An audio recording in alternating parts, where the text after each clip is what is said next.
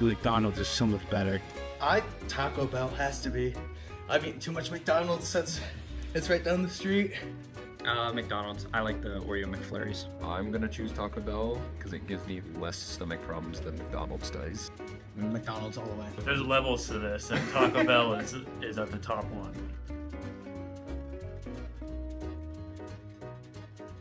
Sheets guy all the way. I actually don't know what Wawa is, but Sheets. I gotta say Wawa. I grew up with Wawa, and I just think the food's better. Sheets is the best thing to grace our planet. I'd have to go with Sheets.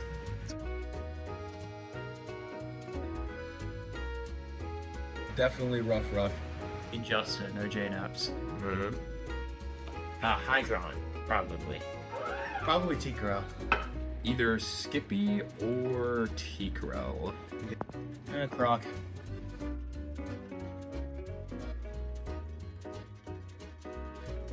Pokemon Red for the Game Boy Color. Webkins. That was the first video game I've ever played. Webkins. Oh my god. League of Legends. Sadly, that was the first game. That's one of the only games that I played. I just enjoy it so much. Mario Kart 7 on the DS.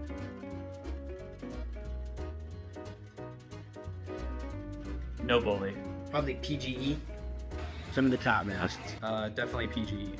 Angry Ginge or somebody in that realm, like Speed and stuff, they're pretty funny.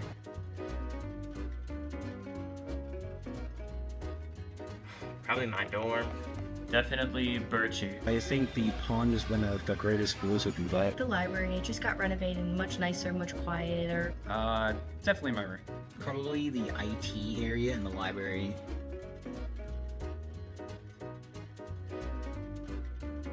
Yes, I love snowboarding. I've been snowboarding my whole life. Are you a snow person? Not really, no. I don't really like the cold a whole lot. I prefer summer. Only for playing Snow Day in Rocket League. No. Yeah, I love snow. Oh yeah. I mean, I'm from upstate New York. I love snow. I think it's so fun.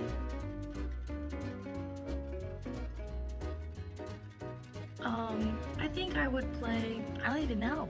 That's the only game that I play. Probably competitive TF2. Probably Rivals, yeah.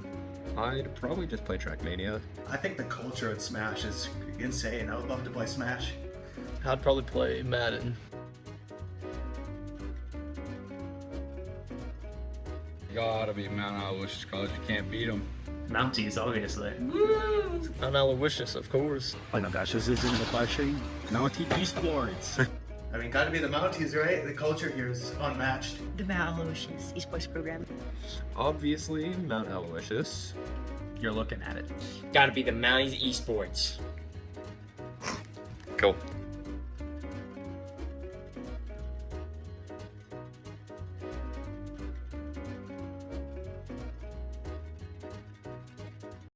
You have more important things in life to think about than your internet. At BreezeLine, we propel life forward with home internet so reliable, you don't have to think about it. With a team that goes above and beyond, fiber-powered speeds up to 1 gig, and 99.9% reliability at any hour, in any room. You won't have to think about your internet again. Go to breezeline.com for internet that propels life forward.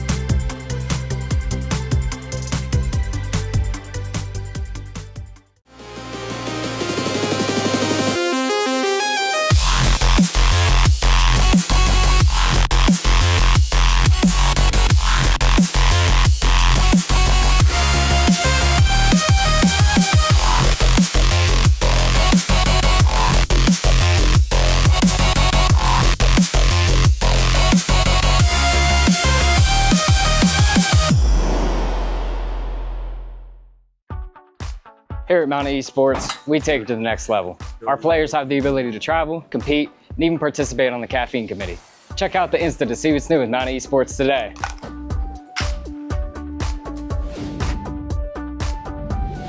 At the Mount, things are, well, elevated. And it's not just because we're on a mountain.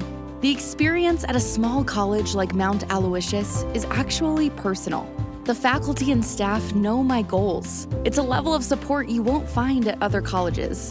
And the Mount backs it up with career-focused partnerships and majors.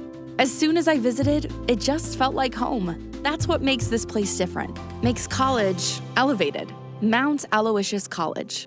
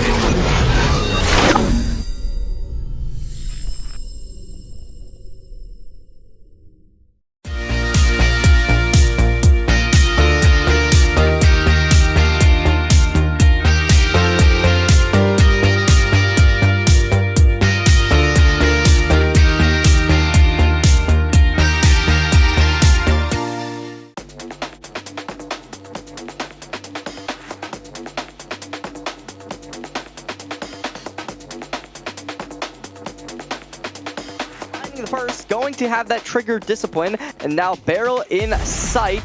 The finding success, the Gecko on Gecko action! As there.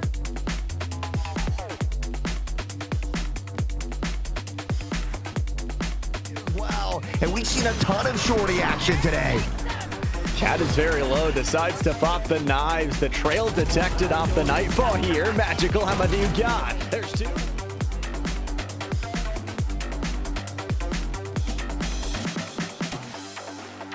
Destroyed. They've got so many players here, and Bruncheon just delays, pulling out the judge, traveling in, and behind him, he will eat! Already a double kill!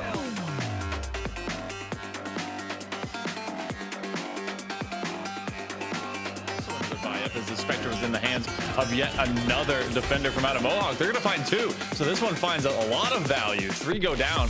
Becomes a 3 versus 2 to try and be able to get rid of this as they go for the defuse. It's going to be a 2v2 late term. That's going to be Sneaky Squid off the reel.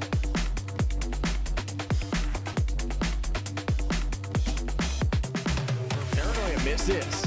Metal will definitely connect, and there's a shot out of the air. Notice has got themselves a 2K, pulls out the shorty, make it 3. Just cleaning up like a barbecue buffet. Is it 5? No! Rosa shuts them down. Hold on, not quite dead. Yep, it's the ace!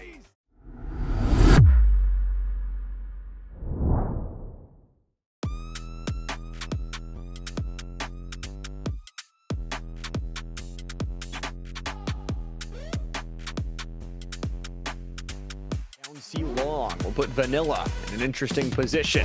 Vandal versus 5 will seek out the Sage and take the headshot. There's 2, and there's the spike.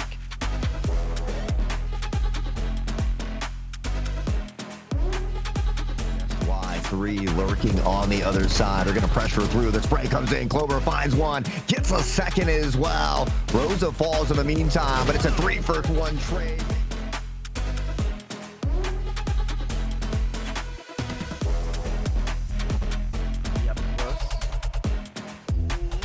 Edging so close and near. Just a moment. There's your one up above or 2.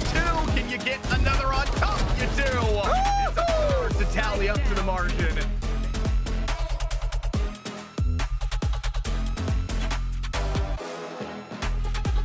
Cover as well, giving time, but there's not much time to rotate. They have to try for this one. Keprin finds 2, gonna find 3. No bullets in the chamber, but Cyber coming to save the day.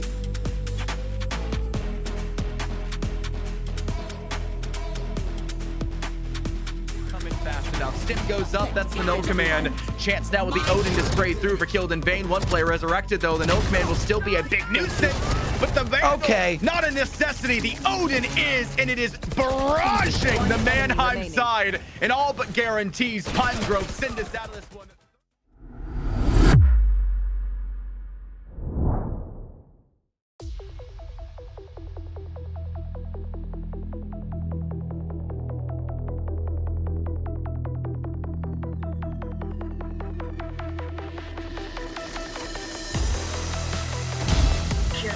My ultimate is ready.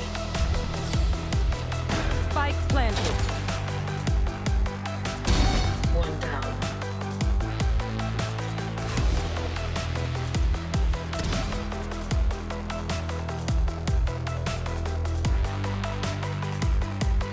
Separate sightlines, but they're not jumping into their tailwinds to get some sort of sightline separation. They're jumping in purely to go for these kills. They're close.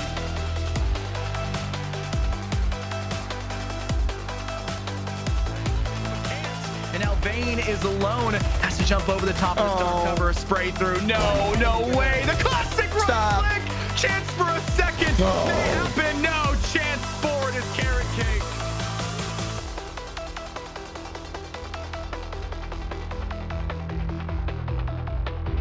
Catch him jumping, going for the next target. 17 HP in a dream. You gotta land the headshot. They do! Are you kidding me with the ace? Kermit! They keep their team alive!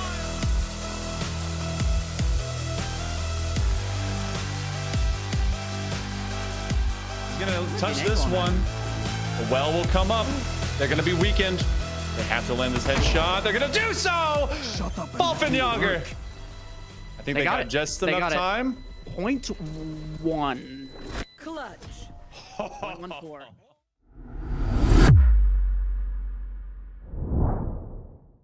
We asked 10 Mountie Esports players 10 specific questions, and these are their answers.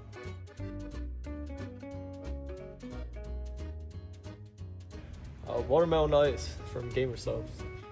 Ghost Energy, either the cans or the pre-workout, either work. So I used to be a Ghost favorite, but now Too long. White Monster for sure. Monster, the Fantasy Red Ruby. The Mountie GG gamer subs that they provide.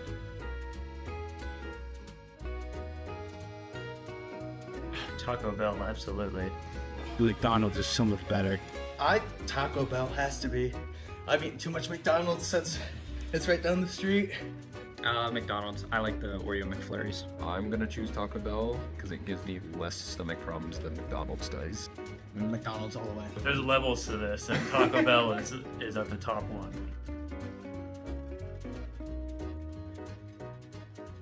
Sheets guy all the way. I actually don't know what Wawa is, but Sheets. I gotta say Wawa. I grew up with Wawa, and I just think the food's better. Sheets is the best thing to grace our planet. I'd have to go with Sheets.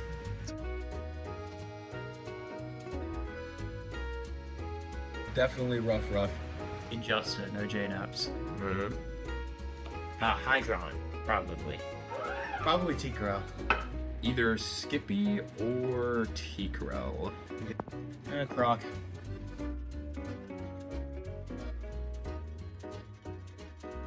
Pokemon Red for the Game Boy Color. Webkins. That was the first video game I've ever played. Webkins. Oh my god. League of Legends. Sadly, that was the first game. That's one of the only games that I played. I just enjoy it so much. Mario Kart 7 on the DS.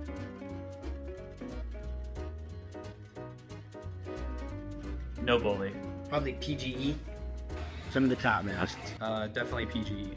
Angry Ginge or somebody in that realm, like Speed and stuff, they're pretty funny.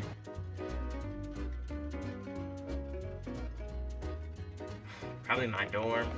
Definitely Birchie. I think the pond is one of the greatest schools you can play. The library, it just got renovated, much nicer, much quieter. Definitely my room. Probably the IT area in the library.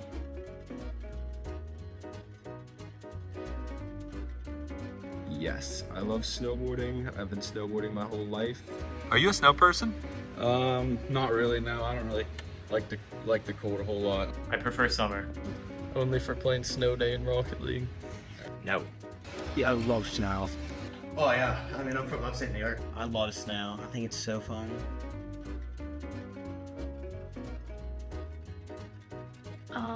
I think I would play. I don't even know. That's the only game that I play. Probably competitive TF2. Probably Rivals, you know. I'd probably just play Trackmania. I think the culture at Smash is insane. I would love to play Smash. I'd probably play Madden. Gotta be Mount Aloysius College. You can't beat them. Mounties, obviously. Mount Aloysius, of course. Oh my gosh, this isn't the Pache. Mountie Esports. I mean, gotta be the Mounties, right? The culture here is unmatched. The Mount Aloysius esports program. Obviously, Mount Aloysius. You're looking at it. Gotta be the Mounties Esports. Cool.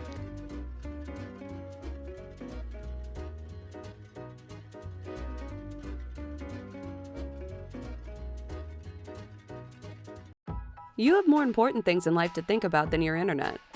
At BreezeLine, we propel life forward with home internet so reliable, you don't have to think about it. With a team that goes above and beyond. Fiber-powered speeds up to 1 gig. And 99.9% reliability at any hour. In any room. You won't have to think about your internet again. Go to breezeline.com for internet that propels life forward.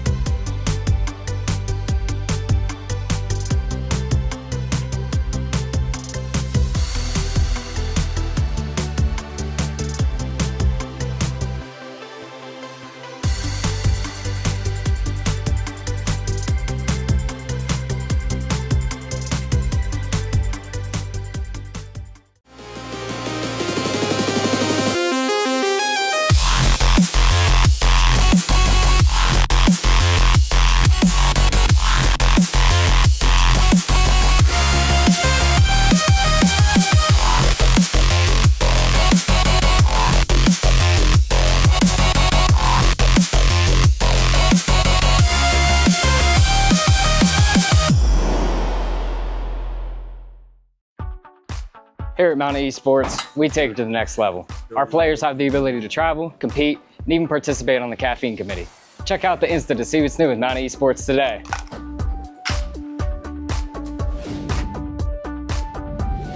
At the Mount, things are, well, elevated. And it's not just because we're on a mountain. The experience at a small college like Mount Aloysius is actually personal. The faculty and staff know my goals. It's a level of support you won't find at other colleges. And the Mount backs it up with career-focused partnerships and majors. As soon as I visited, it just felt like home. That's what makes this place different. Makes college elevated. Mount Aloysius College.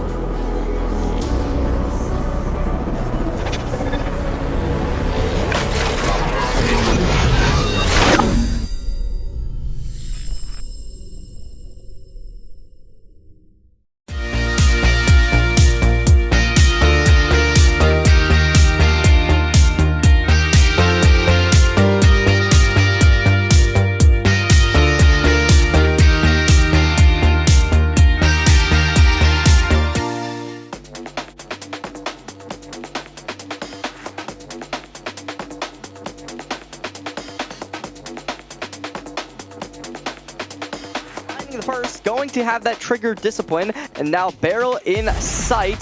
The finding success, the Gecko on Gecko action! As they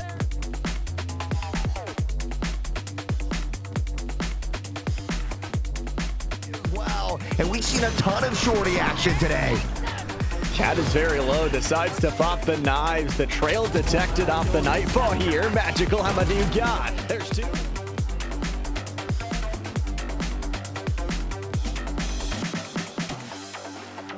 Destroyed. They've got so many players here, and Bruncheon just delays, pulling out the judge, traveling in, and behind him, he will eat. Already a double kill.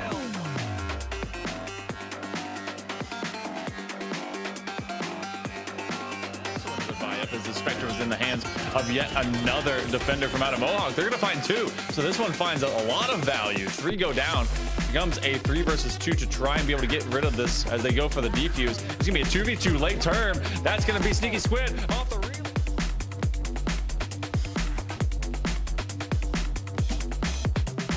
Paranoia misses. Metal will definitely connect, and there's a shot out of the air. Notice has got themselves a 2K, pulls out the shorty, make it 3. Just cleaning up like a barbecue buffet. Is it 5? No! Rosa shuts them down. Hold on, not quite dead. Yep, it's the ace!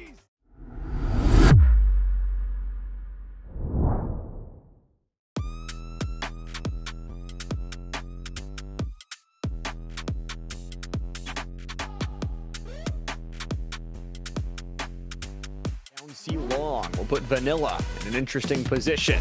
Vandal versus 5 will seek out the Sage and take the headshot. There's 2, and there's the spike.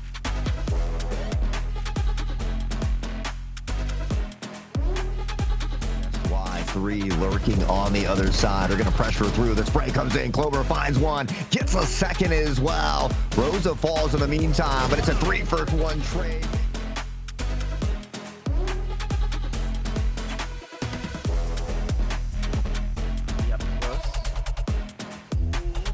Edging so close and near. Just a moment. There's your one up above or 2. Can you get another on top? You do. It's a 4 to tally up to the margin.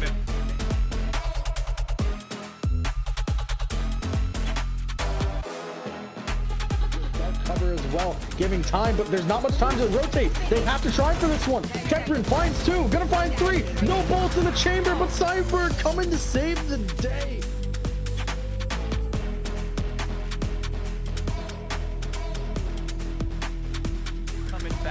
Stim goes up, that's the no command. Chance now with the Odin to spray through for killed in vain. One player resurrected though. The no command will still be a big nuisance. But the Vandal, not a necessity. The Odin is, and it is. Good afternoon, everyone, and welcome to the PIEA High School Series, powered by TEC. We're here for week number 4 of our full regular season action, and it's Wednesday afternoon, so you know it's Valorant time. My name is Llama77. I'm joined by Nerds up here in the casting booth. Nerds, how you doing, and are you excited for some Valorant? I'm excited for Valorant. I'm a little skeptical of what we're going to be seeing today, but I'm always excited to see some good Valorant being played here and seeing some of these young gamers learning about not only how to play the games, but also developing within the seasons and the splits that we have here at PIEA. Other than that, though, Elf in the Room is going to be addressed soon, but when we talk about it, I'll get super nitty-gritty on some of the analytics, but we'll discuss that in a bit. First up, we have Ascent. So that's what I think I'm the most hyped for, is the map selection. Yeah, so how things work each different week, each of the 2 teams or the entirety of PIEA select a different map pool. So this week we've got 3 different maps in Ascent, Haven, and Sunset. Each of the teams get 1 singular ban, each of them ban, and then the final map left is the map that they play in a best of 1. Now, when we get off into those playoffs, that's when we'll expand into those best of 3s, but for right now, we start on Ascent for our first map of the day, and now is time for the unfortunate news. Mcdowell is going to be playing against Homer Center. Homer Center, unfortunately, unable to field a full roster. It's going to be a 3v5 here for our first map of the day. Yeah, and that kind of, it's a bit tough It's a bit tough, is what it is. 3v5 is the reason I bring that up is because it's a really unfair advantage to the team with 5. Or sorry, not even an advantage. It's just a disadvantage because it's 5v5. Like, you're not getting an advantage. You're just fielding a full roster. So we'll see how the game goes. But that doesn't mean we are going to be doom and gloom. And I'm definitely going to be watching for some of the standout players on that 3 stack to see if they could bring things up. Because with more players, that means more ultimates can be centralized. What that means necessarily is that those 3 players, when they take out and eliminate their opponents, are more likely to recycle those ultimates. Interesting ultimate choices. Interesting agent selection. I like the variety. The lack of duelist is actually not a problem, considering the fact that you could have fast rechargeability on Cypher's ultimate, gives you full information on the map. Harbor's ultimate for the entry alongside KO's ultimate for entry. Because again, for every elimination that Homer Center will find on those 3 players, they will get an ult orb, which means that those ultimates are more likely to be in one area. Now, the problem is they're starting on the defense. Realistically, though, to keep on yammering on my little... Oh, we're back. Hello. To keep on yammering. Realistically, that's actually a good thing because the attack side is where the ultimates are going to be more compounded due to the fact that you can pick up ult orbs. A chance to gather some success as well for Mcdowell. They enter this one 1-0. Their only victory coming in overtime on a 20-18 victory. While Homer Center, they themselves 0-1 with a -8 round differential so far. Trying to improve on that, and I think especially starting off on the defensive side is going to be really tough with these 3 agents. But you know what? We'll see what they can do, and we'll see what Mcdowell can do starting off on the attack. As things get started off, I mean, if they're going to walk straight into 2 players. Thankfully, they are going for just a general 1-1-1 since they only have 3 players, and they're probably going to react a lot to what Mcdowell is going to do. Sneaky Squid, nice little catwalk play through mid, and is going to get some early bullets, but Kermit is going to be the one to find the first headshot. That should be A site opened up, and the speed is not going to stop. Kermit right to the back line, sending some shots to the dome of Entator, but Entator's the one that gets the kill, traded by Marika. All down to the last one for Homer Center. Ooh, yeah, no, this is kind of expected, right? You have the power of numbers. You can really swing into players. I just hope this doesn't really affect Homer Center's mentality heading into this, right? They have pretty solid agent selections. I don't think that the agent selects that they have are bad by any means. I think that there's a lot that they could work on in terms of maybe gambling a little, stacking into some sites, playing the 3v5 retakes. It's just really hard on the defensive side. So we'll see how it goes. The Cypher setup's going to be towards A. We have a stack towards B. Mid's going to be left open, and they're walking straight into that Cypher. Those extra tripwires are going to help on the defensive end. An early catch on the Neon to deny some of that speed straight on into the site. And that's going to force a rotation. So maybe with this flash can especially open things up. Stun is going to miss. In goes Sneaky Squid, who earns the headshot. Second shot is good. Already into a 2v3 as Yuri is the one to bring things back. Some low ground shots go no good as Slightly Washed is able to take down the second. And a double kill over top. Mcdowell goes back to back. Yeah, that, again, they generally convert the round. You usually buy up round number 2, so this is very box standard. The real question is going to be, what is the buy looking like for Homer Center? They're going for full rifles and the half... I mean, regen shields are going to be very nice here because they're on the defensive side, and they know that there should be a weaker buy. The problem is that with the 5 players to the 3, you really need to be... Obviously, the headshots are going to be super important, but you need to be really conscious of the fact that they did have, you know, the money to buy a rifle here. Honestly, all 5 of them could have bought a rifle. Same tripwire placement, so we'll have to battle into that better weaponry. For Sneaky Squid, once again, a pivotal point of this defensive side. Double stun coming through, and one of them's going to land over top. For Squid, stuck with the Phantom in hand, but will earn the headshot. Huge shooting through the door will trap Yuri into the corner and earn a double kill. The rest of the site is collapsing, though, and once again, Sneaky Squid will have to go big as they go down the water wall. Goes no good. Marika, the raid boss, finds the third for Mcdowell. I mean, they got 2 picks. That's really nice. Quite solid. Sneaky Squid really rising up to the occasion when they needed to. But again, because this is another element of this 3v5 is that when you have the 3 to the 5, generally speaking, there is no there's no bonuses When you lose a player, there'll be bonuses that the game just gives you to make it a bit more even, but they don't have that. But regardless, the point I made at the very beginning of the show about the ultimates should come to play here. As Sneaky Squid, right, they were centralized. He was able to get majority of those impact frags, and now has the Neural Theft available to use in this round. Big ultimate. It's a lot of information to play with here, but the speed is something you cannot deny right now as the entry coming in from Kermit. Camera's going to be nice to garner some extra intel. Nice shot from Entator off of the Bucky. The pistol is doing work from the Sheriff's side, but Yuri is going to quickly encapsulate that site. 3v1, this should be a plant going down. The ultimate, though, that should be the big kind of difference maker here. If Homer Center is able to get that off, might be the difference, but it seems like that engagement is just going to get started. Door closing forces Sneaky Squid to a different angle. A couple of Sheriff shots will go wide as Marika, once again the boss of the server, finds a final kill in the round, earning the headshot. Mcdowell has got themselves 4 in a row, and specifically in that round, only losing 2 players, able to buy back up pretty quickly. Only actually losing Kermit, excuse me, on that quick speed on in. So saving the ultimate from Sneaky Squid. We'll see what they can do in this next round. Honestly, I'm starting to get a little bit concerned about how they're playing this. I would be playing it a little bit more cautiously. Let's see how they do it on the rifle round. I see the positioning off of someone like Natator, who is further back on the site, and I actually really like that because it'll allow Kermit to enter on into this little trap setup. Unfortunately, it doesn't come to fruition at all. Marika with that speed on the jet once again enters in, gets a 1-for-1 trade. There is a flash there, but they have to wait for that dark coverage, watching over the market side. For Mcdowell, it is already the spike planted. A re-engage could be necessary. Do you want to save these rifles is the bigger question. You still have the Neural Theft slide in from Kermit. That's going to be a headshot. And now it's all down to Hide Your Kids. Ah, man, he's going to get found out here by all of the Sentinel utility. Immediately gets countered out on the timing. Still finds one, though. But it should be done and wrapped out here for Mcdowell. This is exactly what they want. You're keeping 3 players alive, and the reason we harp on 3 players being alive is because that's how you start building up that economy.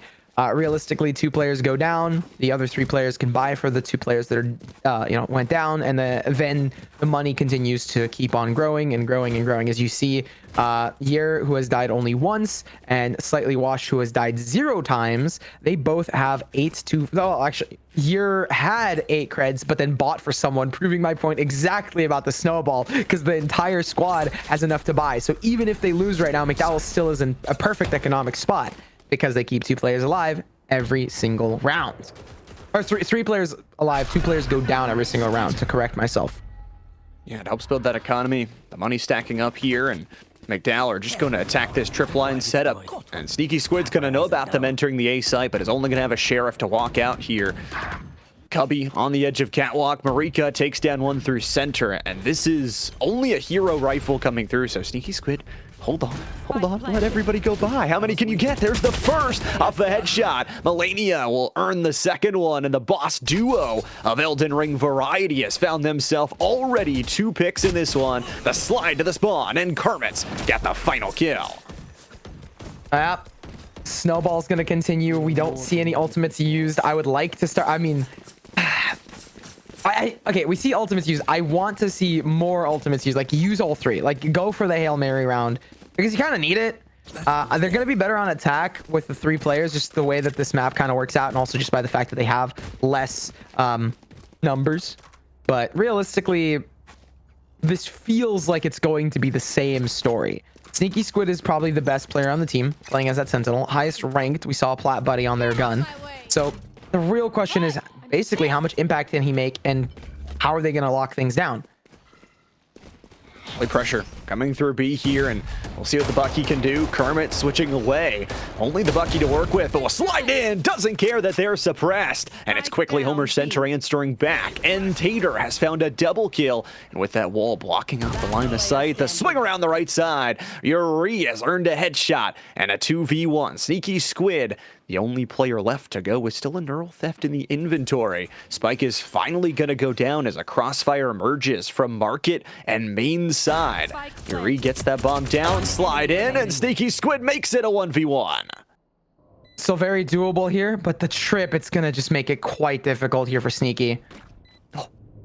Or just hop it. Just hop it. Send it. No, Yuri denies the clutch and gets lucky number 7 for Mcdowell.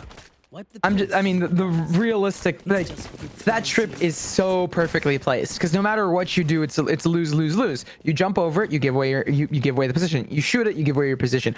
You go into it, you give away your position. No matter what happens, it forces the player to go through lane or through just take the fight and take the gamble, which is exactly what Sneaky Squid should have done, and I think that was played perfectly fine. The problem is, it's just a gamble, right? Like at that point, it's a gamble. You're worried about where he's going to peek out. You know he's holding most likely towards lane, and the micro decisions on Sneaky, as good as they are, the flicks weren't there, shots weren't there, and it kind of happens. That's just how it is. Another knife suppression early on in this round as well. Hide Your Kid's is going to pop the ultimate as well, just to make sure they have a secondary life in case they do rush on in. So Mcdowell, for the first time, is actually going to choose to rotate over, maybe right into Sneaky Squid, who is guarding away from the tiles exit. And we'll drop an extra tripwire. No, just holding on to it. Still that neural theft in the inventory. And McDowell may get paid. Marika finds an early kill on Sneaky Squid. Make it 2. It's all down to Hide Your Kids. Yeah, he's just going to have to fall back. There's, again, so much on the shoulders of each of these individual players. And if they rise to the occasion, it's beautiful. But when they have situations like this where they can't, well, we see what happens. Flawless victories for Mcdowell. That's generally the result. The ultimate that Sneaky Squid has just kept in his back pocket this entire time has not been used. And to kind of talk about the previous round, like round number 7, very much a winnable round if the ultimate was popped. You already gave away your position killing Kermit. So if I had to give one level of analysis, is that ultimate not being used is kind of a detriment to the way that they're being played, especially when the numbers were even, when it was a 2v2. It can give you a huge leg up on your opponents, but at this point, look who has an ultimate on their side. Mcdowell has a neural theft of their own and a rolling thunder. 2 very big game-changing ultimates for Mcdowell, though. They're just going to use their speed once again, combined through the jet and the neon. Get access to the main of the site. Hide Your Kids is going to die through the smoke, and Tater's going to get a good trade via headshot, but not before they're ripped to the ground. The round is over before you blink, as Yuri gets the final kill. At this point, it's kind of a speed run for Mcdowell, right? They literally have double duelists. As it's a very good composition, double duelist alongside the breach, especially if you're comfortable on the breach. And we've seen such solid utility out of the Mcdowell squad. I would say a little bit less out of Slightly Washed and a lot more out of Melania, who has been doing very well on those fault lines to displace the opponents, to give Kermit and Marika the frags that they need to like get in on the site. And honestly, if Marika, you know, if there's a full 5-stack, I wouldn't be surprised if they were already past like 20 kills into these 9 rounds with how coordinated Mcdowell is looking. Why they're so far undefeated on this season. This time they're going to go for a split effort. They've got control of both sides, and the plant going to go down on A. There's going to be a wrap coming from the B side, but for N Tater has the chance to go. They've popped the Harbor ultimate. We'll see what they can do off of this. And N Tater's going to earn a nice headshot. Slides themselves to the left and looks to clear the rest of Generator as more players come from the spawn side. They forgot about the flank. Slightly Washed, untrue to the name, finds a double kill. And Marika sends the last one to the grave. Picked up the rifle, the timing. They knew by that time frame that realistically, without Hide Your Kids coming in onto the site, he had to be on flank. Just take the deduction there. Double digits found for Mcdowell as they continue their role. Very good investments in the way that they're playing this game. They're not letting the snowball stop in any way, shape, or form. No boulders hidden across the mountains. They're just like, yeah, or just big ball keeps. It's gonna be an avalanche soon. Like if it started off as a snowball, inevitably it's gonna be an avalanche. And for Homer Center, they're gonna be on the receiving end of it. Feels somewhat like it already is. A 10-round stretch so far undefeated. Sneaky Squid, that's a nice kill, but Kermit is taking the only player down here on the site. Being down 2 members, just don't have the bodies to fight it out. Hydra Kid's gonna try and run the shotgun, but gets immediately stunned up. And Marika, the one to take him down. And Tater tries the shotgun and it works. Close range dueling finds the upgrade onto the rifle. But as soon as you step through, you are donezo. 2v1 with the spike already planted. There's one. The spray for the second goes no good. Kermit clutches up. Mcdowell undefeated. Very good play out of like, honestly, I will give Sneaky Squid and Tater, like a lot of them are playing in good positions. It's just the numbers.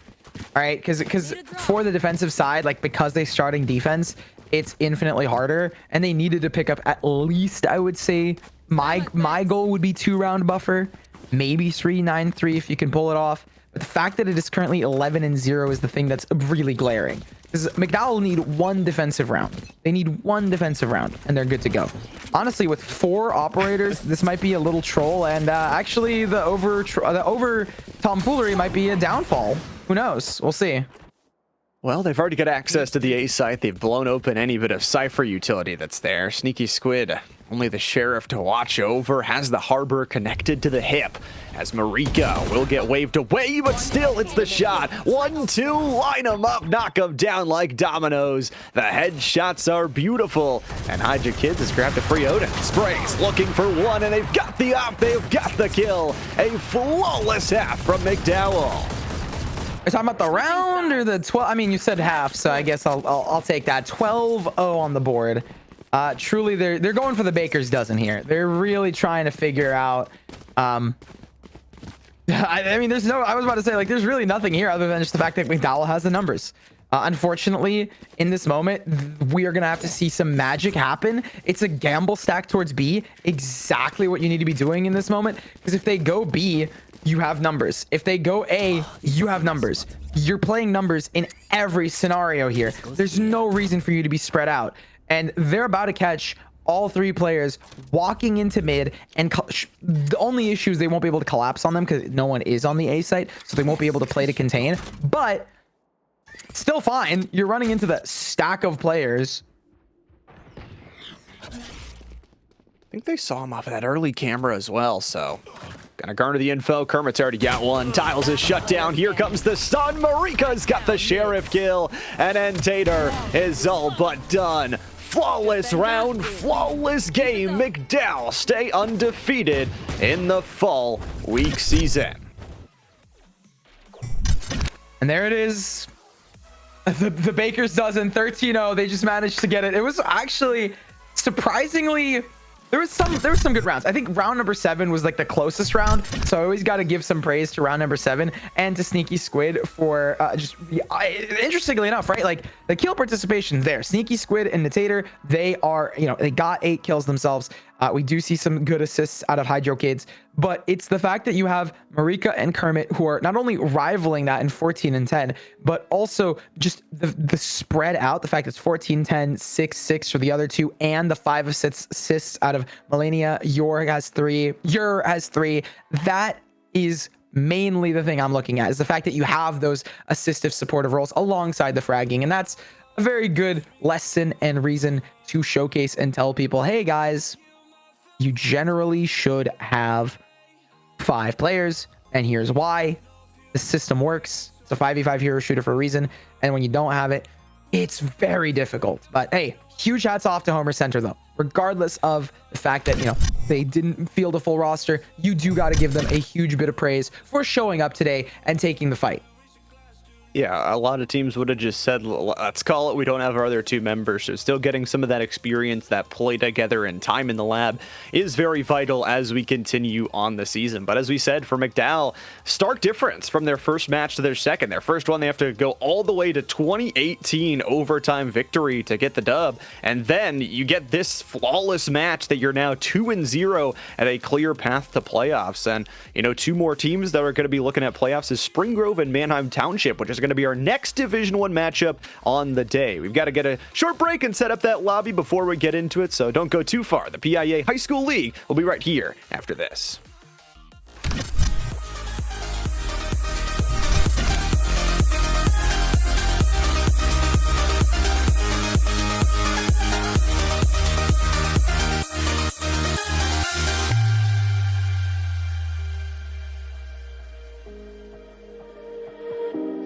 took my love and gave it back. It's yours to leave, but it won't keep me from this hard time. And I'll try to carry on again, but I never really knew that it was over.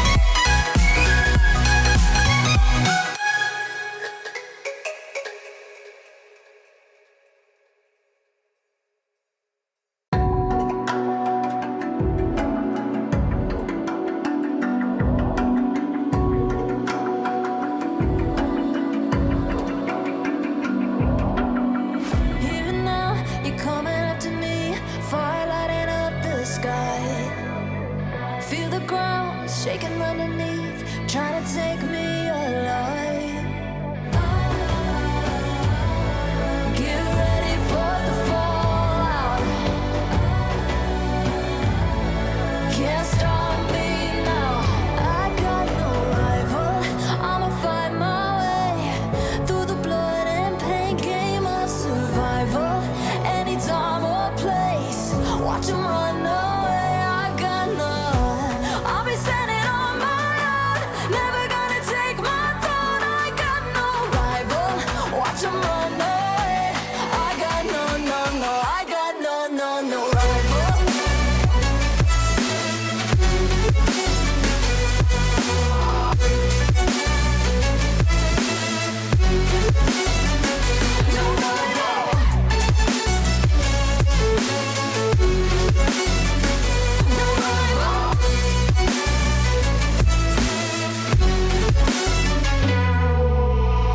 Tell me now, what you gon' do? We can do this face to face. The reckoning is coming real soon. Doesn't matter what you say. Try to tell you this is my moment. Can't take mine 'cause I own it. Don't you know that I locked and unloaded? You're out of focus. Get ready for the fallout. Can't stop me now. I got no rival. I'ma find my way through the blood and pain game of survival. Any time or place, watch 'em run away. I got no. I'll be standing on my own, never gonna take my phone. I got no rival. Watch 'em run away. I got no, no, no. I got no, no, no rival.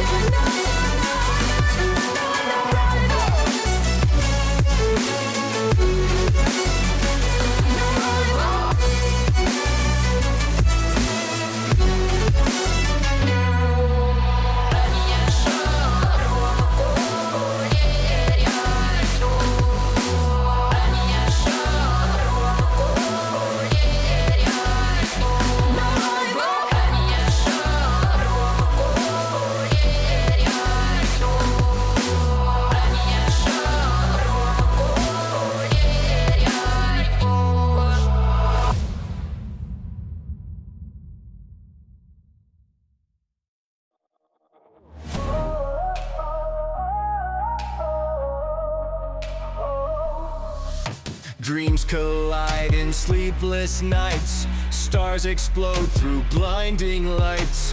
Victories found in the fight.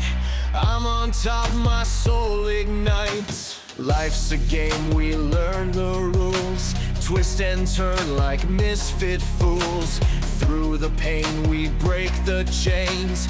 Find the win through loss and gains. I've got a heart that's never quitting. In this race I'm always sprinting.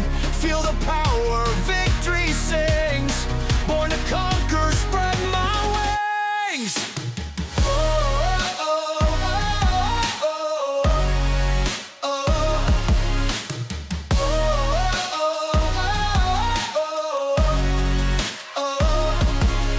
Castles built on hope's foundation.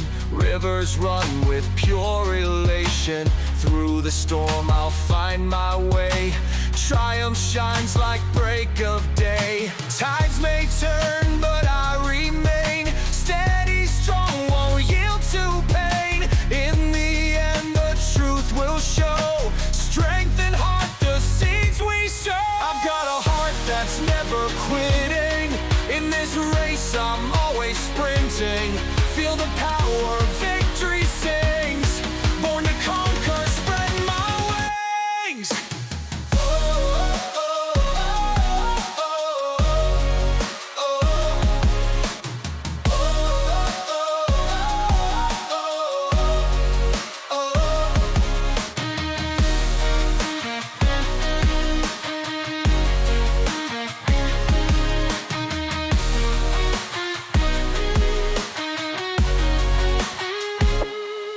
Tides may turn, but I remain steady, strong, won't yield to pain.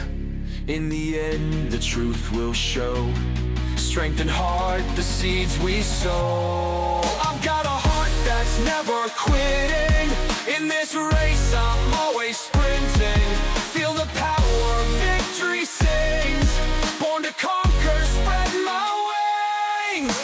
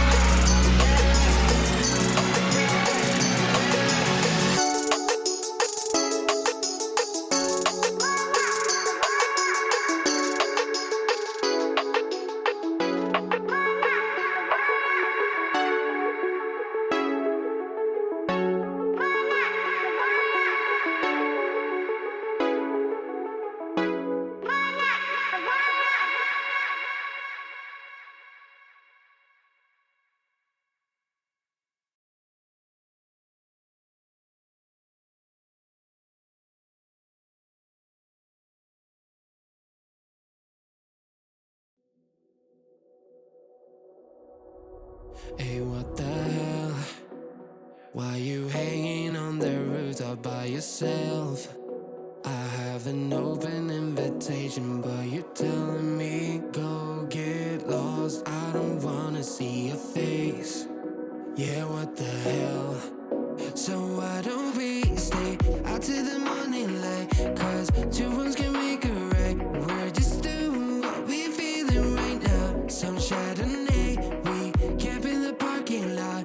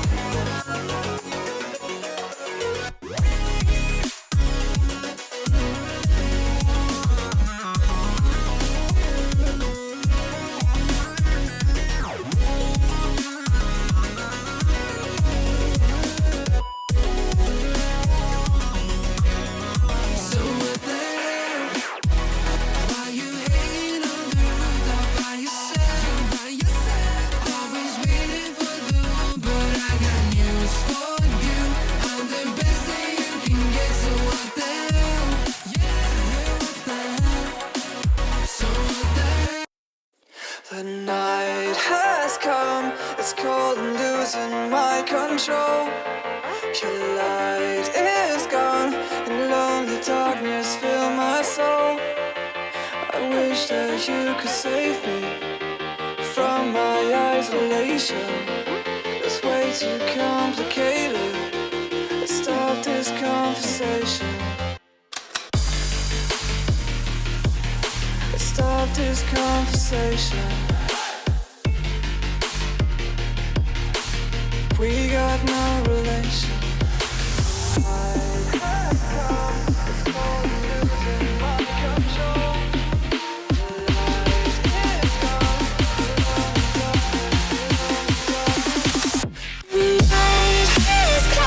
It's crazy.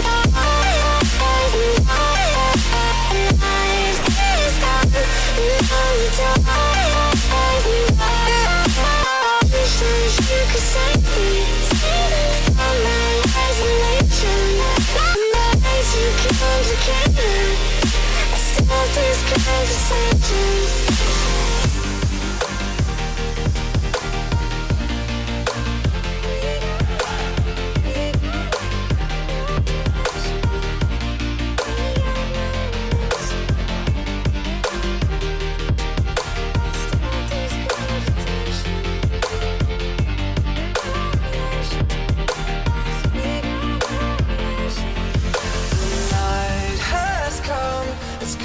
Losing my control. Your light is gone, and lonely darkness fill my soul. I wish that you could save me from my isolation. It's way too complicated. Let's stop this conversation. Let's stop this conversation. We got no relation.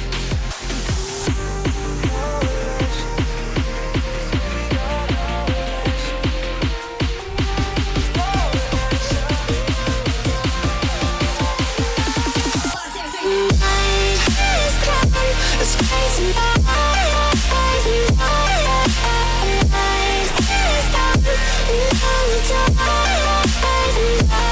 And it goes like you could save me.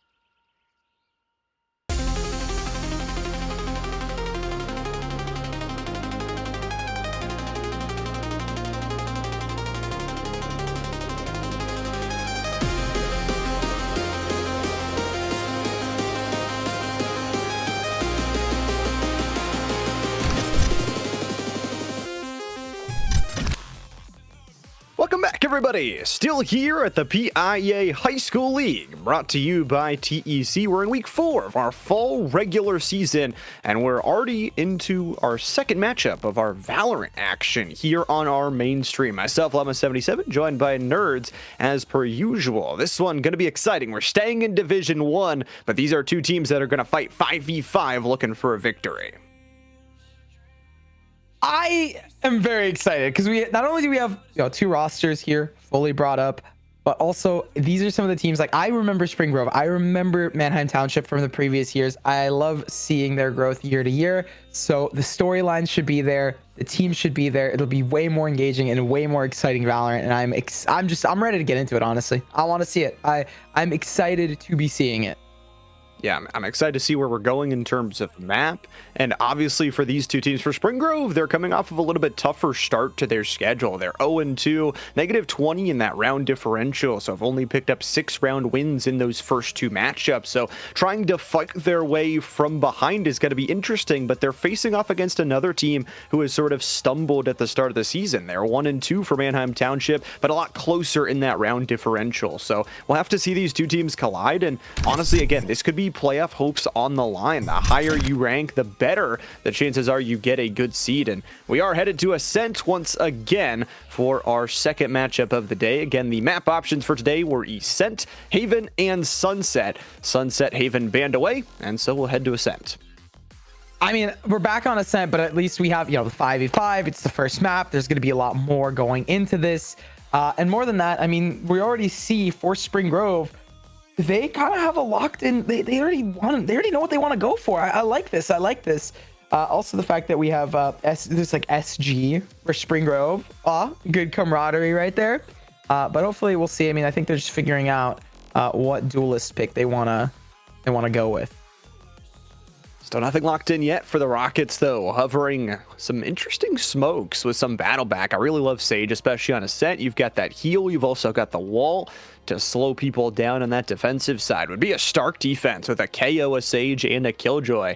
But everybody's still waiting to lock on in. For the attacking side of Manheim Township, they've been kind of bouncing back and forth between this Tejo. They have a Fade Hover now, and really choosing between everything. A Cypher, though, I think is the key difference for them. That is so much information gathering rather than physical restraints. Eventually, they will fall back, and it will be a little bit of a difference only in that Cypher.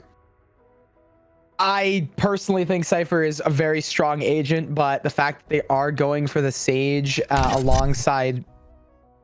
I mean, I like it. You have Sage, Raze, that could work well hand in hand. I think player comfortability at this level matters infinitely more than the meta composition. And generally speaking, it is going to come down to, you know, those team fights, how they're going to play in together. Very basic set strategies of default, push, hit, gamble stack, nothing wild. Like right now, they're just going to stack into B. We have potentially a breach stun, jet push in. Very simple order of operations, and it's going to be how Spring Grove can respond to that. That'll be the test for Spring Grove.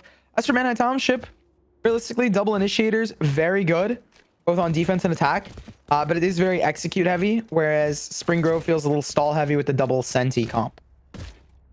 Well, we'll see what these two teams can do as we hop on into our best of one match number 2 of the day, Spring Grove versus Manheim Township.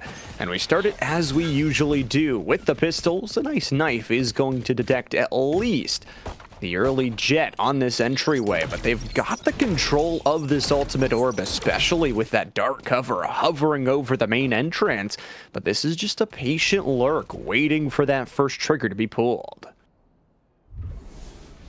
The pop's going to come out, and then it's immediately going to be a flood of Sentinel utility for the stall. But that Molly, I feel like they can disrespect it. They can really still regroup and do something. They're going to decide to go for the mid-round call to move into mid, and there's already 2 stacked into it. Baguette's waiting. There's a crossfire there as well. The question is, do you check left? And that gets the first of all. Toy earns the headshot. They've got their rotation clean and easy. Extra breach utility to try and deny a mid-archway walkthrough, and a camera as well. It's going to be able to watch over everything. The Sage being pushed that far up seems like a blunder, because now look, they have the entire A site. Breach is already pushed up into it, so Toxic's going to grab onto one, and this is going to be a bit of a brawl here for Spring Grove. Your mom's cool. Early takedown from Spring Grove, but they're a player down on this site retake as the spite is down and it is ticking. For your mom's cool, down to 9 HP, still finds a double kill. Quick trades on the site. Control of generator, though, is going to aid in this defense as Goober still has a turret to play from. Watching their back from that, crossfire is not going to be set up. This could be something where if you drop down, could maybe find an isolation. But when do you walk out? They walk out together. Early shots from Goober are good, but down to 20 HP doesn't feel so nice. Bluey hits him with the close range right click, and Manheim Township are up 1-0. And again, it was just a matter of positioning into mid. I don't mind that they have the mid play. It's just the fact that it was a little disjointed. You see Baguette is pushed up onto the cubby, the single stack box, little I don't know, the 4-stack Tetris box, whatever you want to call it, into the mid cubby, whereas you know they were just left alone on an island, right? They have no escape utility. They're not playing as Jet, so they cannot updraft. Honestly, I would prefer if the duelist was going to be there, or if they played a little further back and tried to trap them into mid rather than going for that fight, because now it's going to give Manheim Township a huge advantage. As we saw on the buy, Manheim's just going to buy up good weapons here with the changes in the patch recently. The spray is so much more potent, so getting these stingers long range, short range, they're going to be that much more effective here. Shankiri, though, is watching over. We'll drop the paint shells at the feet and earn a quick headshot. Continues the bullet spray down, walking out for a good 2v2 trade. That's the best bet you can offer with those pistols. Knife delivered to the high ground. Bluey delivers shots to the body, and both players suppressed means they'll have to play it patiently. Spike going down. Your mom's cool on this early left side look. It's still very winnable here, especially if they can recover something, but this camera gonna make it rather difficult because that gives info both towards top heaven. They choose to look first, though, as the spike continues to dwindle down on time remaining. Full HP bars on both the Spring Grove members. The question is, can they execute it properly? Jumping on in, assaulting the right side. Look, ran out of bullets. Had to hit the reload as Drift earns the 3K. Manheim Township back-to-back rounds. Another huge boon for Manheim Township, and more than that, because they bought those stingers, look at what they can get now. They're trying to pick up rifles into this, convert the snowball, have that ball rolling. We saw it previously, the attack side being ever potent. Obviously, it is a defense-sided map in traditional spaces. Here, it's just about who can execute and play their game plan the best way. They are playing this single duelist entry spear point composition very well, and it allows for such an annoying post plan because you have so many players alive. Now, it's up to Manheim Township to maintain this momentum. With Drift taking down Your Mom's cool, it's looking like it is off to a great start. That's your smokes off the board. To see what they choose to do from this defensive side. Spring Grove has to watch away as the dodge comes in. Cloudburst dash in, and Drift is going to find their way to a double kill. Shankiri, though, lines up 3, and so does Drift. Dueling 3Ks on either side with the door still ready to close. Neural Theft coming through. We're going to be blown open. Goober going to attack from the right side. The problem is Spike not down quite yet. The plant just unable to be garnered as this cage soon to fall. Yeah, Drift that's earns expected. himself a 4K, and that's Manheim Township going back to back to back. We're not done yet. I mean, that was so close, right? Realistically, I was just, you know, expecting a lot, and I got it. Something that I do want to note is just the fact that for Spring Grove, they have standout players, and I would love to see them get supported, right? Shaky Ray going for a Guardian. We saw their head tap potential previously. You got to make them shine. For Manheim Township, though, the fact that they kept the momentum going, they have rifles in this round. I don't know. I mean, Spino not going for... Oh, yeah, no, they are going to go for a rifle. Like, are they not going for it? Like, what's happening there? Going for the full rifles here yet again and just really hammering what works is beautiful. Oh, look at this adaptation. Baguette now, instead of playing back because they really haven't been successful with it, now doing something really smart and just playing off that utility, right? If you're playing Sage, you can go full support mode and allow a player like Raze or like your duelists or some of your top players to really start taking over the match, and that's totally fine, right? You can play as that supportive. Get your assists, right? I mean, 50 assists in a game, awesome. You're insane. You know, you can get, 15 kills. Still pretty cool too, but I'd rather see that assist line. See what happens with the paranoia on the assist through main. He only gets 1. Your mom's cool still only gets 1 in the kill as well. Spino's going to work off the hip of Drift, who has already earned their first kill in this map. It's already her first ultimate, rather, for Goober. Earns the shotgun kill. They've got control of the site, but the cost is going to be 2 of their members. And unfortunately, that spike is rotating back towards the main side. So without it down, this could be a chance for Spring Grove to pounce. 30 seconds left. Right there. At this point, it's 3v3 on the board. They're going to have to try and find some advantage, right? They need to get a leg up. Drift 3Ks. Early takedowns from Manheim Township, but the health bars are still abysmal. Drift is going to play from the boathouse. Toxel's got one, 1v1, and Shanky Ray cleans it up. Spring Grove, it's their first round of the map. And what a round to pick up, by the way, right? This was a round that at the precipice of it, Manheim Township, they had full weapons. They had a game plan going into it. They've been hammering towards the A site, but those small adaptations, having Baguette play more for support, having Shaky Ray be that entry on the retake, being that star player. Yeah, they came in a little bit late on B towards CT, but still, they were the player that shined, and that's what we needed to see out of Spring Grove to pick up their first round. Now, the next step, the next layer for Spring Grove would be to, hey, let's keep up this momentum. Let's win the second round so we can build our own economy. Because right now, Manheim Township, they're on the down tilt. If they lose this, the economy is broken for Manheim, and they're going to have to save. Very tedious line here to try and tow. Early knife pretty much gathered everybody, so force back towards mid. Your mom's cool, gonna be the first one to trade it away, but Toxel's got the headshot off the flick. Baguette's looking, but will die too, and it's already a +2 scenario for Manheim Township. Oh, Toxel stays alive as well with 7 HP.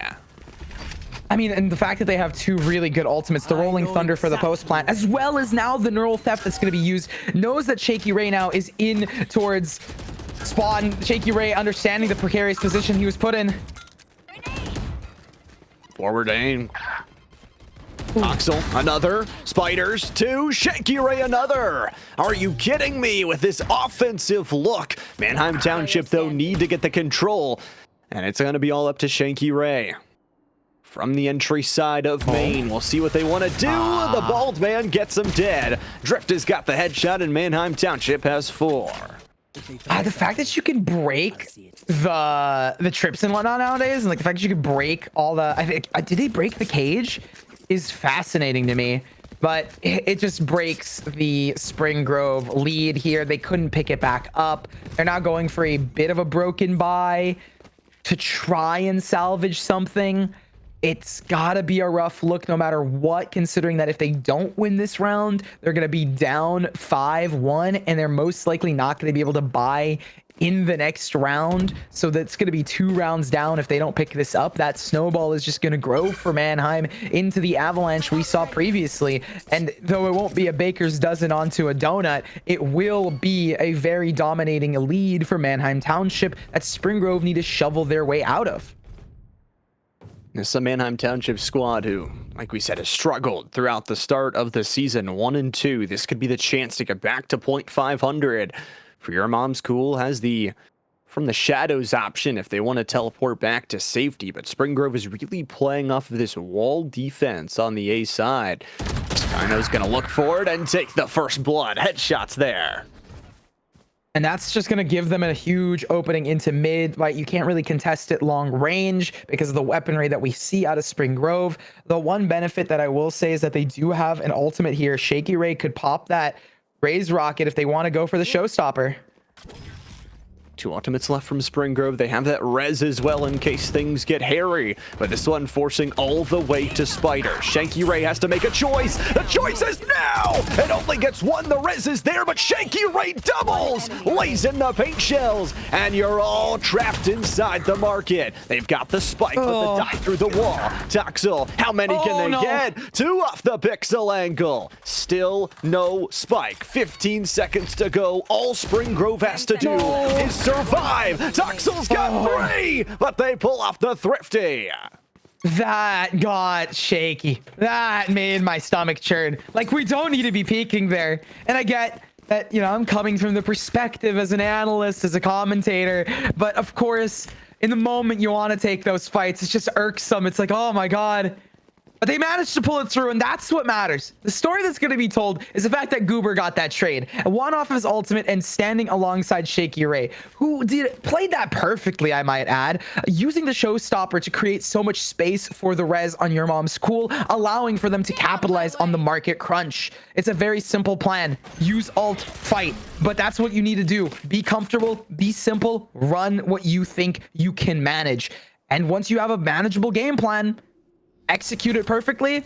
At this level, that's all you can ask for. It's all you need to do. especially from Shanky, who might be able to get that ultimate back alive throughout the rest of this first half. They popped it so quick. Manheim Township, they have popped the daggers to go pretty quickly here in this round with a nice denial of both the space from the spawn side and the market side. Spino's got an early headshot. This is already site control, but there's no outward pressure right now. God, I'm loving the way that Manheim Township is adapting, trying to level up here. Look at how they're playing this. They're playing not only the stall, but they're going to play probably off of these ultimates. You have the Rolling Thunder. It could be popped early to deny the push on the counter. Boomba's coming in. Here's the jump in as well. Bluey's already got the second kill of the round. Your Mom's Cool gets a quick trade, but this has to be clean. Rise is just trading him, and Baguette goes down. No chance to heal the rest of the team, and the daggers put him in the grave. Manheim Township F5.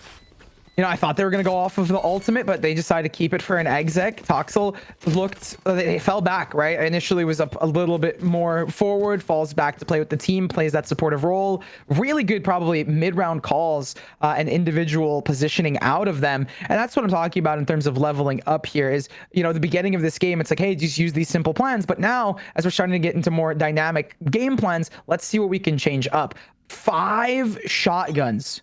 They're playing ratty. This is like a cheese mouse trap if I've ever seen one. They have a crossfire A, a double stack B.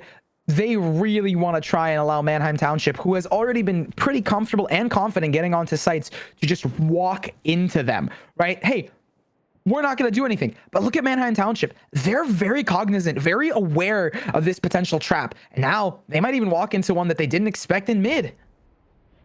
The good old Bucky from Your Mom's Cool. We'll see what it can get done. Those 5 shotguns still hounding the entryways and denying that early bit of information in space.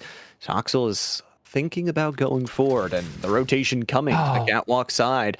Extra pressure is there. Spring Grove. No. How does this work out? Toxel is just not going to check right, and that's a headshot. An upgrade of a rifle if they want, but the real action coming towards B. And now these two players in their biggest test. The dagger's not going to matter. The shotguns will. Shanky Ray earns the second kill. The shotguns have found it, and that's a spike down in no man's land. But they already spotted the position of this KO. They need to recover here. The rifle's been recollected. Same thing with the spike. They decide to go for a fallback rather than a fight.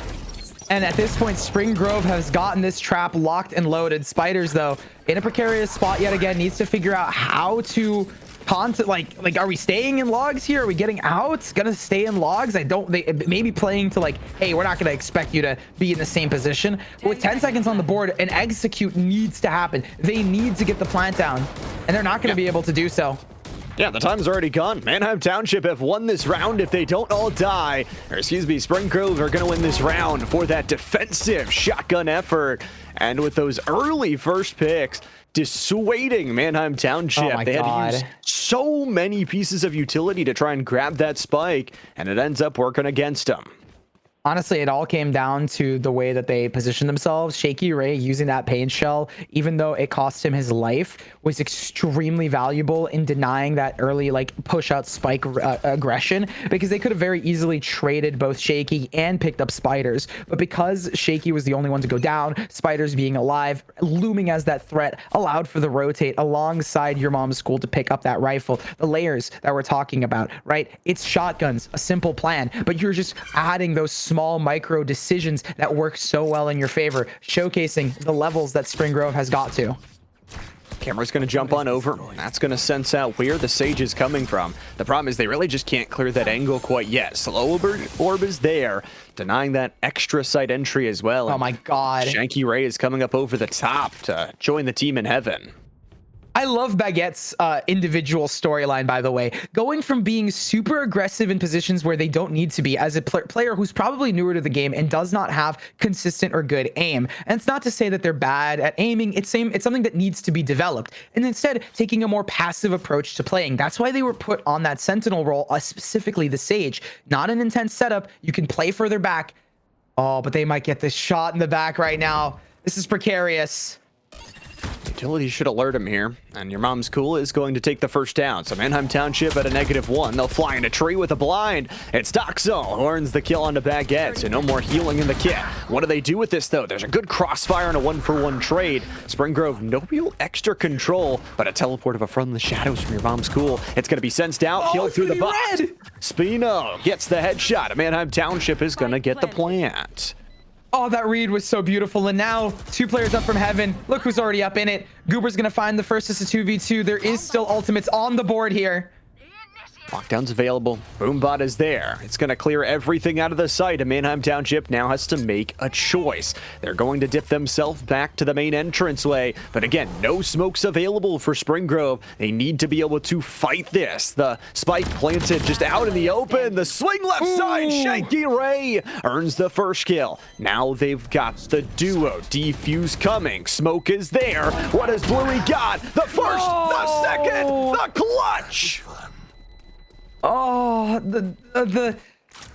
that was so well played, by the way, by Spring Grove. Ultimate pop gives them the early space, tap on the spike for the first, but at the end of the day, Bluey just rising beyond the occasion and managing to find a nice little spray transfer. He even peeked a little wider than you would necessarily want to, but at the end of the day, it is a FPS, it is a gun game. You will get shot. You need to be mindful of it, and just the fact that you have mechanical skill like that on the side of Manheim Township showcases how, you know, their storyline, right? Their player quality is insanely high, whereas for Spring Grove, they are, you know, a little bit different. Right now, they're just getting puggy. What? They're winning these fights!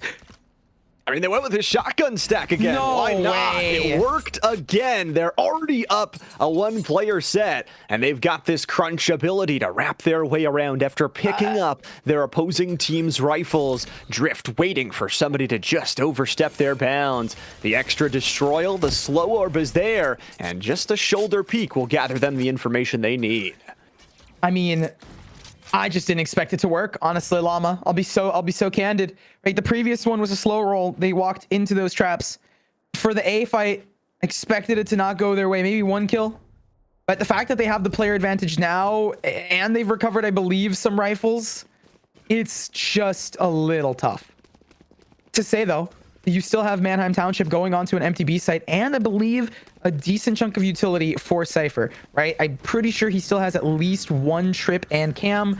There's that first trip, maybe even has a second one in the back pocket, which we can see at some point, and is going to get the plant, so probably has ult. Yeah, there we go. And there's the cam. I mean, I'm good about my economies. That's why I'm a nerd. But yeah, it honestly sets up for this really nice 3v2 where Manheim Township is just as likely to win.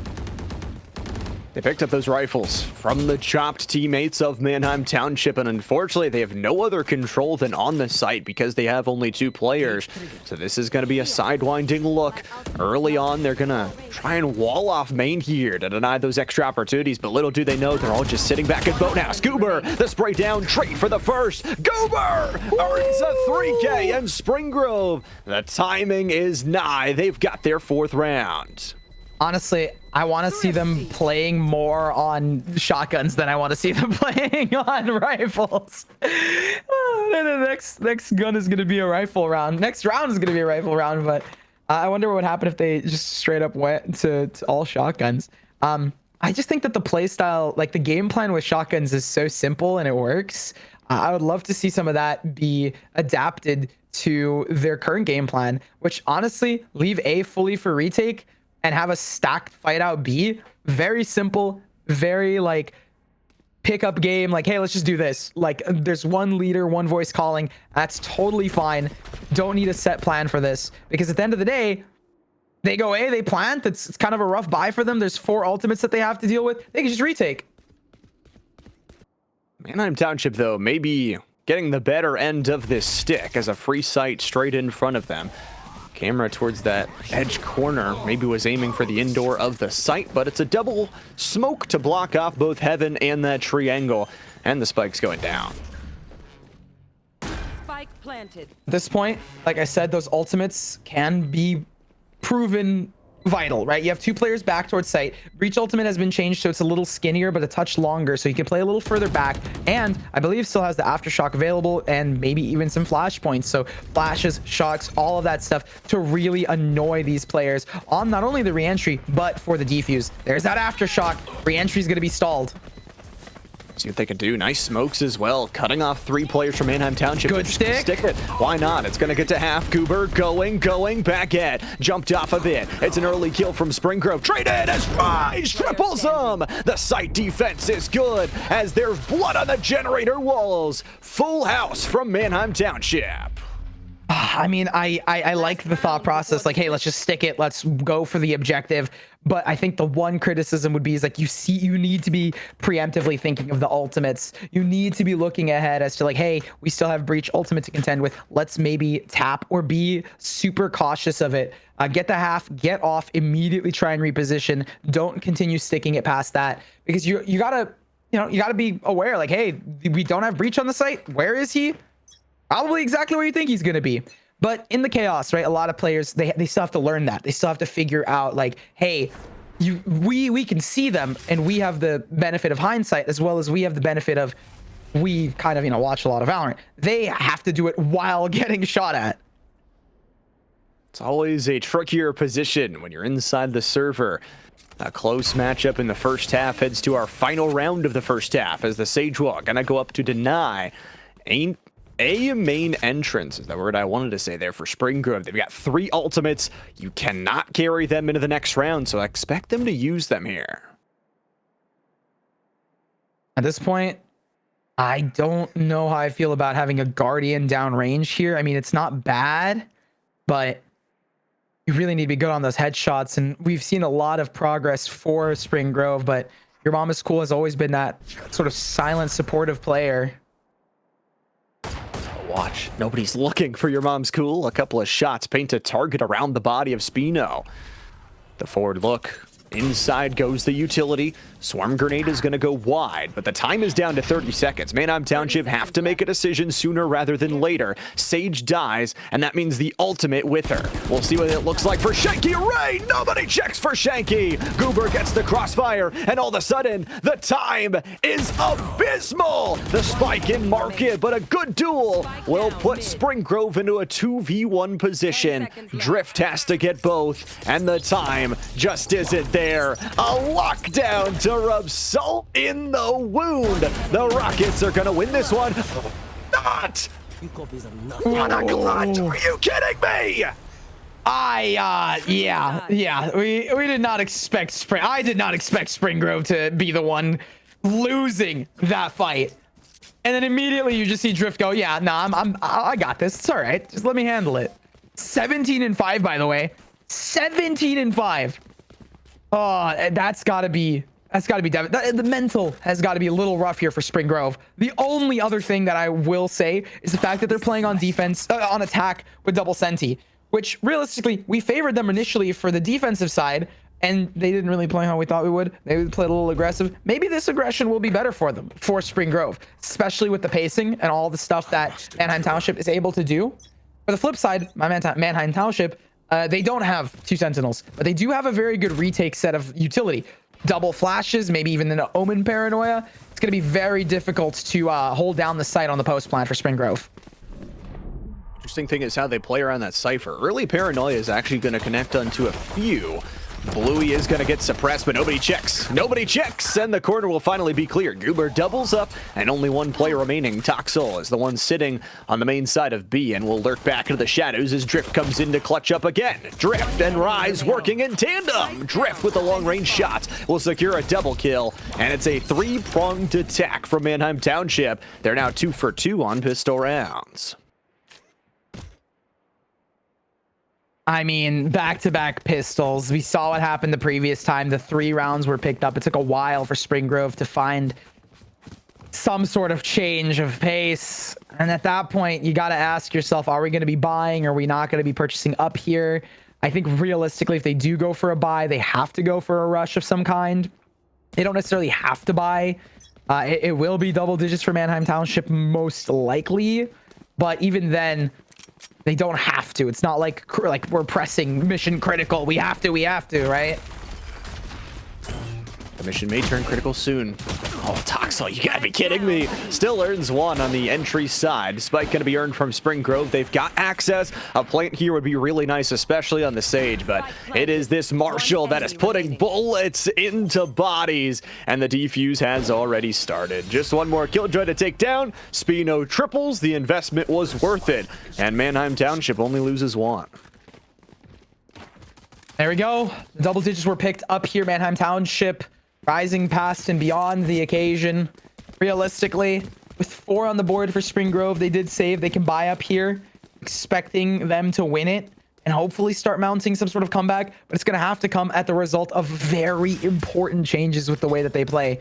And honestly, they haven't been playing bad. It's just more of like closing out. Like a lot of the rounds in the previous half felt like, hey, Spring Grove could have won. I mean, literally take the last round, for example, right? Like it felt like they could have won, and it was just Manheim Township having a slightly higher player quality, like rank wise. They've just put more time into aiming, training, and all that stuff, which isn't a problem. It's just more of like the balance that we see for these two different teams and how they play.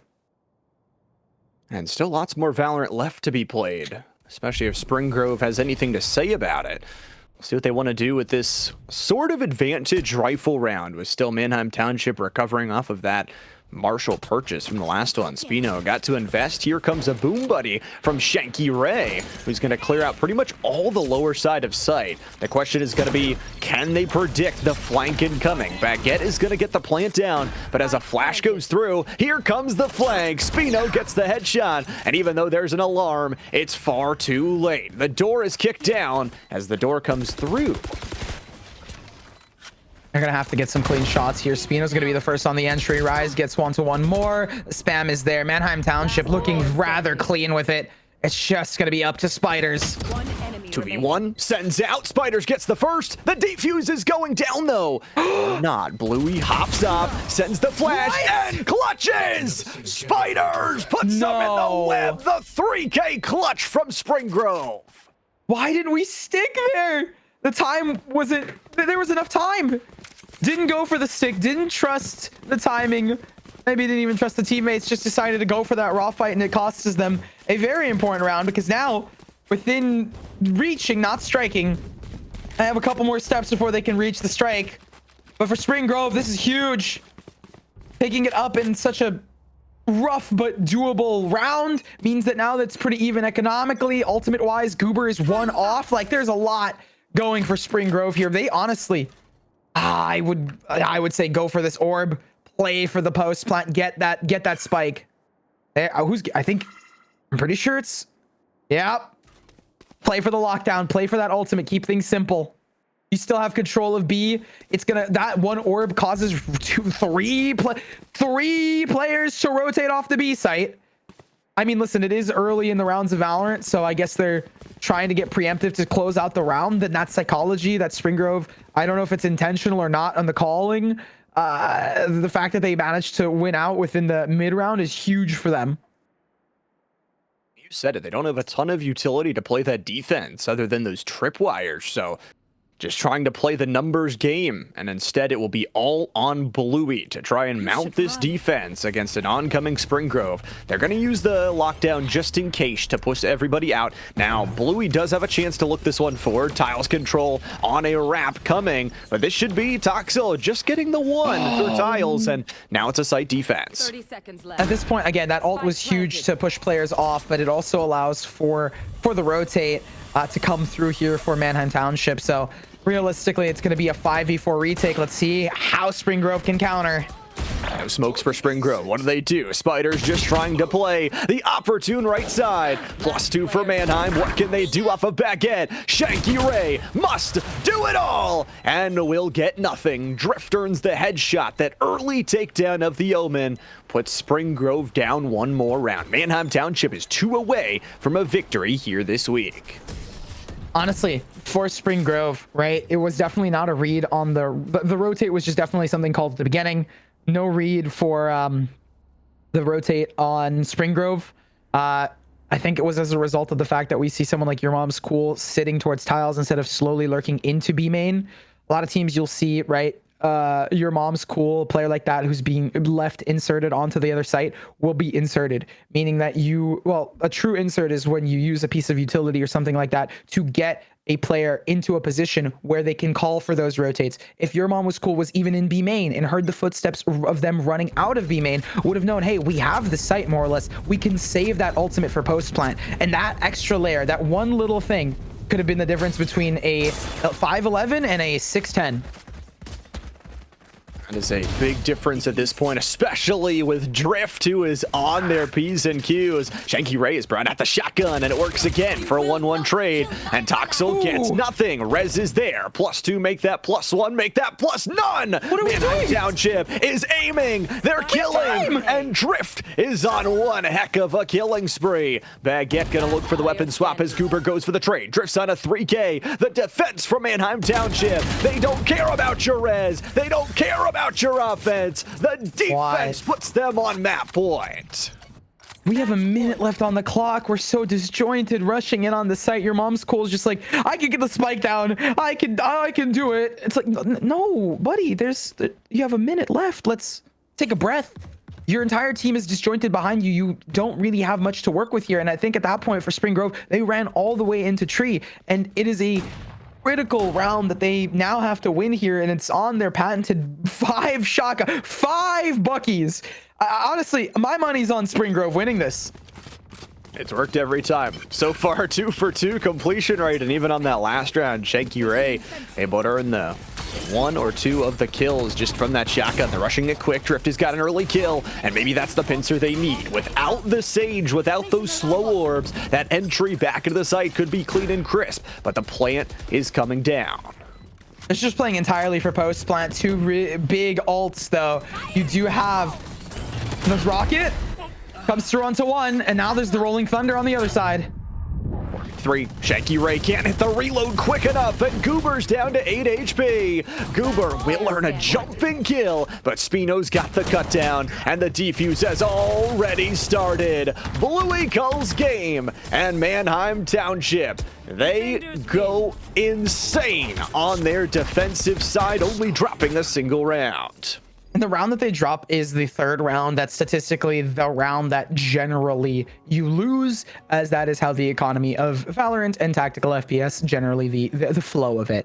But regardless, I will say for Spring Grove, that very first half, there was a lot of changes that were made. A lot of good changes, I might add. A lot of stuff that I want them to look back on when they watch this VOD and like look at it together, that they'll be able to be like, hey, we have adapted, right? The way specifically Baguette, as one of the lowest rated players in the lobby, has individually changed how they play and their performances, instead of just being that frontline assault like I'm running in there, probably taking some criticism from a teammate and saying, hey, I'll play further back. I'll play with the team. I will allow Shanky Ray, who's probably a higher rated player, to go for it. And it does seem kind of difficult as like a kid or as a player to be like, hey, why do I have to fall back? But it works, right? Because it's a team game. It's a team sport. Sometimes you're going to have the stars, and the supporting staff is just as important. The Sage that heals, the Sage that walls, the Sage that slow orbs consistently, all of that stuff is highly critical to the success of the team. And they did that, especially in the later half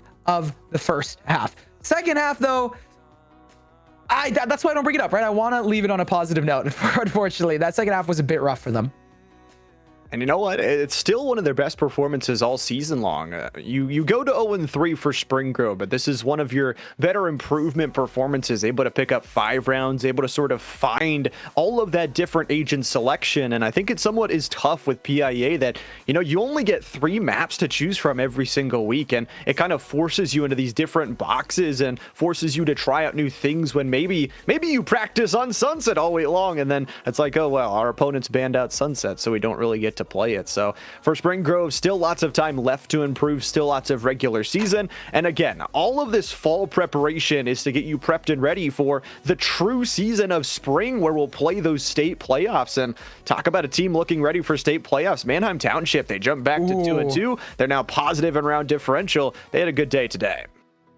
They definitely did. I talk about Spring Grove. You got to give your stars and stripes to Manheim Township. The player quality and coordination on that team is beautiful. The reason I say player quality, that's in those clutches, those 1v3s. Drift insanely good on that sentinel role. Probably one of the best aimers that they have, and it's the perfect role for him as he's able to lock down and use a lot of that utility while not having to worry about the aim as much, allowing for the duelist players to go and take those entry fights, him being the second entry. They just have a really clean team, right? They know what their game plan is. They have really good coordination that's built into them inherently, and because of that, I honestly think that they're going to do pretty well in state playoffs. I know that they've always had a really solid roster, but this is the first time seeing them this year, or this semester, and it's been very solid. They look pretty good. They're back to the .500, and obviously for all of our teams in PIA, still lots more regular season left to go before we have those conference and then state playoffs later on down the line. But that was our only 2 matches of the day, so that will pretty much wrap us up for Valorant. But the good news for you guys is the action is not done. We've still got action tomorrow for our 2 brand new titles in Marvel Rivals and Fortnite No Builds, along with our Night Owl streams for both Waynesburg and SFU collegiate matches. A ton of fun. Make sure you're hitting the follow button not only on this channel, but all of our brother channels down the line as well. We've also got to give a huge thank you out to Nick NCS, the main man producing everything today. He pressed all those buttons. He gave you all those camera angles. So make sure to give him all of your support as well. But a huge thank you out to all of the players, all of the teachers, and all of the coaches that help make the league what it is. But that's going to do it for Nerds for Llama77. Thank you so much for watching the PIEA High School League powered by TEC, and we'll see you soon.